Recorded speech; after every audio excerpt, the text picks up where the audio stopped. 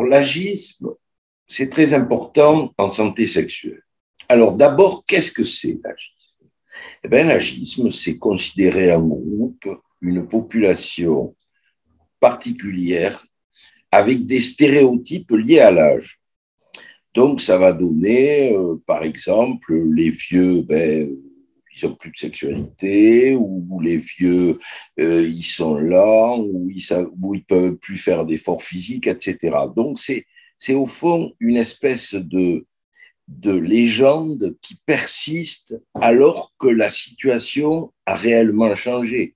Nous, médecins, nous savons aujourd'hui qu'il y a des gens à 70 ans qui sont en parfaite santé, qui ont des vies extrêmement actives, dynamiques, qui ont aussi des vies intimes, bien sûr. Eh bien non, l'agisme, c'est au fond ce stéréotype. Et pourquoi ça a des conséquences en médecine sexuelle et en santé sexuelle? Parce qu'au fond, ça va inhiber les patients, c'est-à-dire ça va leur donner une sorte de honte à mon âge, docteur.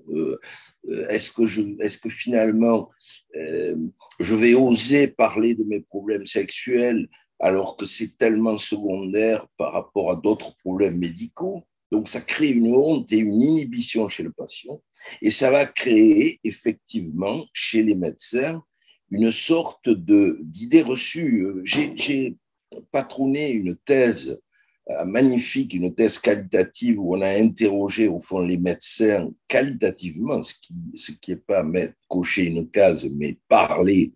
Et on s'est rendu compte à ce moment-là de la vision qu'ils pouvaient avoir de la sexualité des vieux.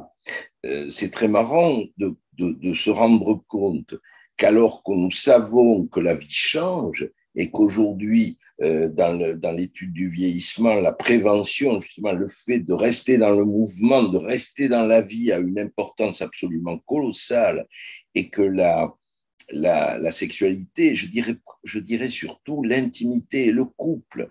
Je vais vous donner un exemple. Je suis allé passer quelques jours en thalassothérapie. Et là, il y avait un couple absolument magnifique, grand âge, c'est-à-dire plus de 90 ans, qui avaient tous les deux des handicaps incroyables. Eh bien, c'est le fait de pouvoir s'aider tous les deux. À tous les deux, ils vivaient. Ils n'étaient pas du tout dans la dépendance. Alors, chacun séparément, ils seraient dans un EHPAD. Donc, vous vous rendez compte l'importance du maintien de cette intimité, de la vie sexuelle, etc., dans la santé de ce couple. Donc, au fond, lutter contre l'agisme, c'est tout simplement retrouver le sens de l'anamnèse, le sens de la vérité de l'âge de chacun et chacune d'entre nous.